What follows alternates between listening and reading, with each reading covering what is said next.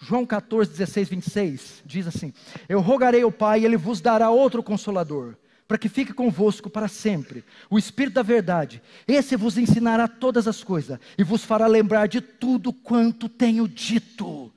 Quando o Espírito que unge, que inspira o profeta vem, esse Espírito dá testemunho da palavra. Se o pastor, o profeta, diz ser de Deus, falar pelo Espírito Santo, ele tem que testificar da palavra. Então eu vejo o problema com dois movimentos: um com a suficiência das Escrituras, e outro com a inerrância e autoridade das Escrituras. Quando você vê alguém que se diz pastor, teólogo, atacando as Escrituras, contestando a inerrância das Escrituras, foge dele, é falso profeta. Vamos para a primeira, suficiência, a inerrância e a autoridade. O que é a doutrina da inerrância e autoridade? É dizer que a Bíblia é sem falha ou erro. Ela é sem falha e sem erro em tudo que ela ensina. A Escritura é autoritativa, porque Deus fala pessoalmente nela. Então ela não contém a palavra de Deus, ela é a palavra de Deus. Essa é a doutrina da autoridade e da inerrância das Escrituras. Agora vem homens que criticam a palavra, negam sua inerrância, diz que ela contém erros, diz que ela precisa ser atualizada, diz que Paulo, quando escreveu Romanos 9, 10 e 11, estava delirando que Romanos 9, 10 e 11 não presta para nada. Como o autor das Escrituras, o Espírito Santo, vai inspirar homens para atacar a Escritura que ele mesmo inspirou? Se um homem diz ter o Espírito de Deus e ataca as Escrituras, tudo que ele não tem é o Espírito de Deus, é um falso profeta.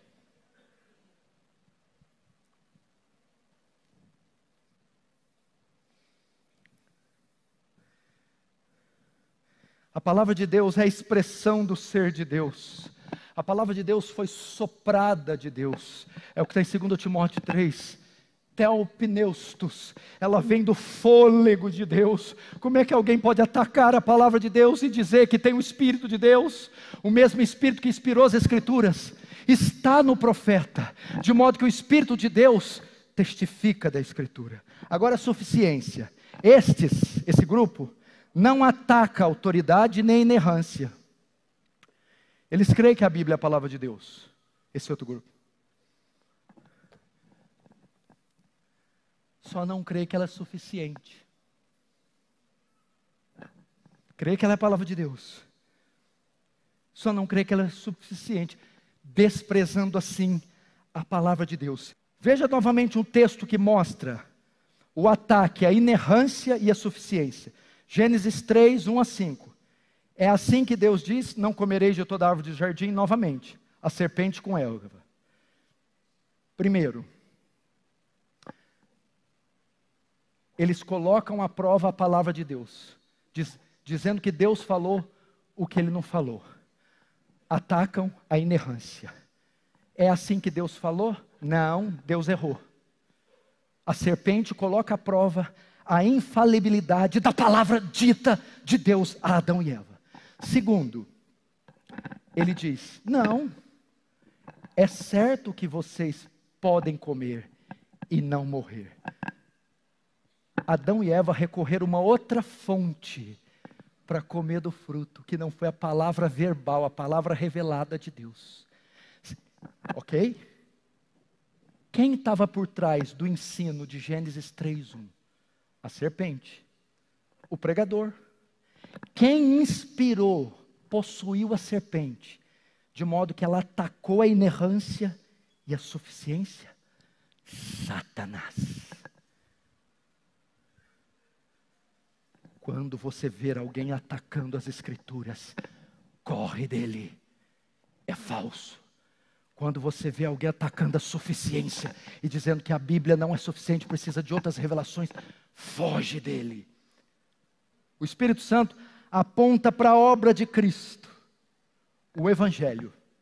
Presta atenção. De modo que negar distorcer ou negar o propósito central do Evangelho, não vem do Espírito de Deus. O Evangelho da prosperidade, Cristo veio redimir os homens das doenças, do sofrimento e das riquezas. Essa é a visão que eles têm do Evangelho. O Evangelho da justiça social, Jesus veio redimir os homens da pobreza e da igualdade de direitos sociais e civis. Veja só, o Espírito Santo aponta também para a obra de Cristo, o Evangelho. E o que é o Evangelho? O que o Dr. Lawson pregou pela manhã, 1 Timóteo 1,15. Fiel essa palavra e digna de aceitação, que Cristo veio ao mundo para salvar os pecadores, dos quais eu sou o principal. Ou seja, Deus estava em Cristo reconciliando o homem consigo, não imputando a ele as suas transgressões. O Evangelho é o Evangelho da redenção. Estávamos em dívida com Deus, Deus estava irado conosco, a sua ira ia cair sobre nós, mas através da cruz, Ele nos redime, Ele satisfaz as demandas da sua justiça, aplaca a ira de Deus e redime um povo para si. Esse é o poderoso Evangelho.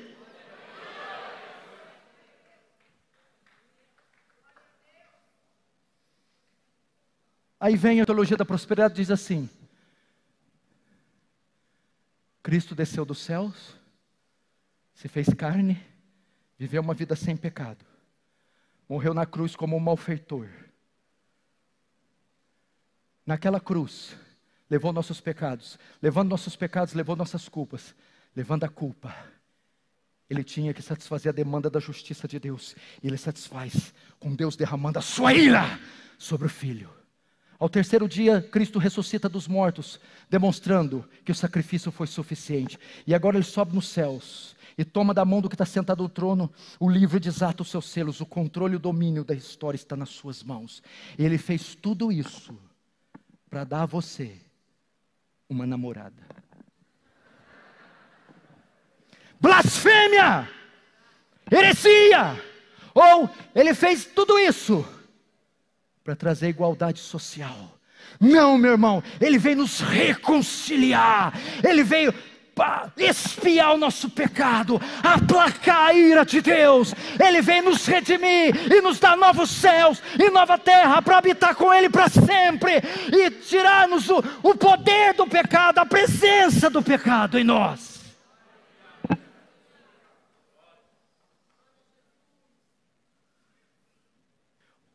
Filhinhos, vós sois de Deus e tendes vencido os falsos profetas, porque maior é aquele que está em vós do que aquele que está no mundo. Eu vou usar as palavras de Justin Peters: o Espírito Santo não é fraco. Essa é uma palavra de esperança. Irmãos, o verdadeiro crente discerne os falsos profetas. É impossível que um cristão verdadeiro seja enganado muito tempo pelos falsos profetas, porque o Espírito Santo não é fraco. Doutrina ruim traz fruto ruim, doutrina ruim traz impiedade. O cristão verdadeiro pode ser enganado? Pode. O cristão verdadeiro pode cair no erro? Pode.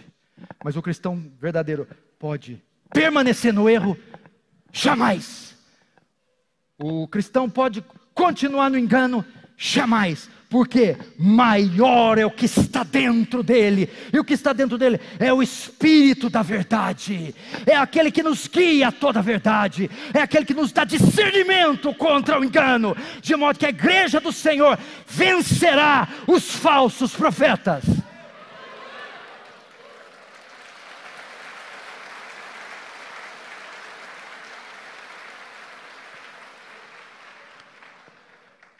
Amados, não creiais em todo espírito. Vamos começar a partir de hoje um exame em tudo que ouvimos, lemos e os lugares que frequentamos. Assim não cairemos no engano. Fecha os olhos, curva a cabeça, vamos orar.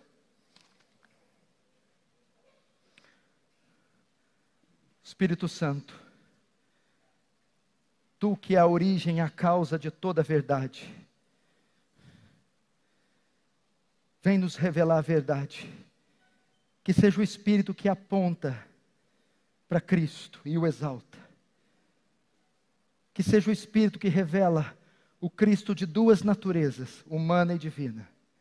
Que seja o Espírito que testifica da palavra de Deus.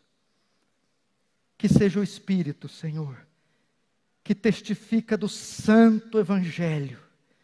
Abra os olhos da igreja brasileira. Ensina ela a ter discernimento, Senhor.